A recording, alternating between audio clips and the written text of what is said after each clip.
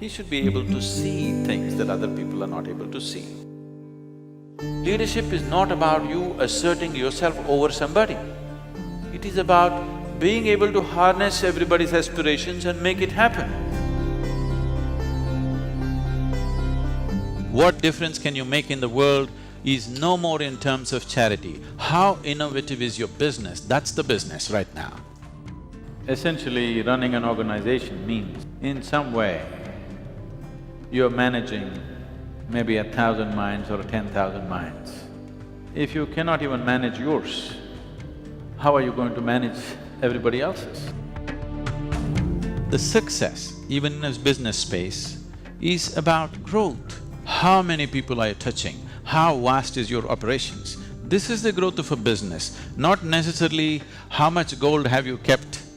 For the very first time in the history of humanity, we have the necessary resource, we have the necessary capability, we have the necessary technology to address every human problem on the planet. Even 25 years ago, we couldn't have dreamt of it. But the only thing that is missing is consciousness.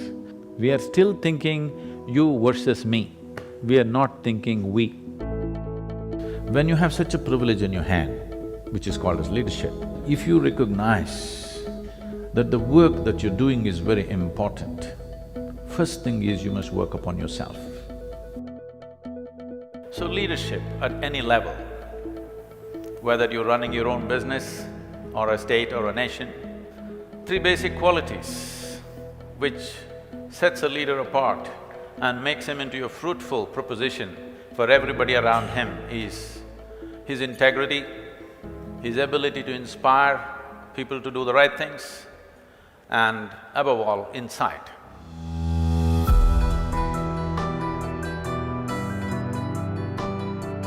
We have to understand that leadership today has to rise beyond national identities, because only then true democracy for humanity becomes meaningful process.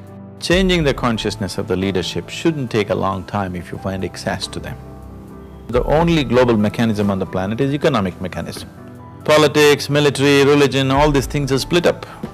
Economy is one thing which bridges across all divides. Only an economic leader can cross boundaries and go where he wants. A political leader cannot do it, a military leader cannot do it, a religious leader cannot do it. The only person who can really build what he wants across the globe is only the economic leader ultimately. In this effort, at one time I aimed at the political leadership. Then I found economic leaders are easier to work with, more willing to change.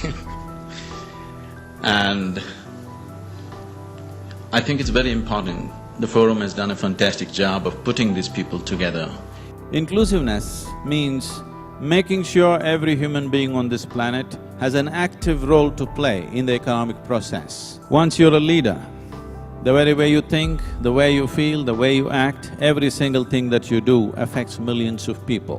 When such a privilege has been conferred upon an individual human being, I think it is a fundamental responsibility of every leader to do something about himself within himself, to elevate himself in whichever way possible. It's very, very essential today.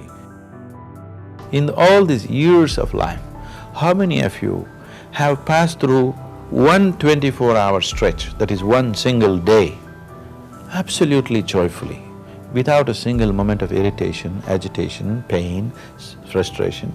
24 hours. Very few people on this planet can say yes to this, very few. The only and the worst crime that you can commit in this life is you did not explore the full depth and potential of life. Somebody decides what I should eat, what I should wear, where I should go, where I should not go, you call this slavery. But now somebody decides what should happen within me. Is this not slavery? Anybody can make you go haywire any moment in your life.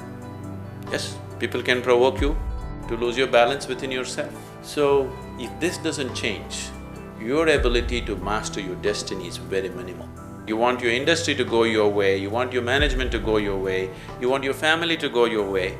Even on that level, if you have much more control over your physical body, your mind, your emotion and your energies, you will see very easily the world will start following you.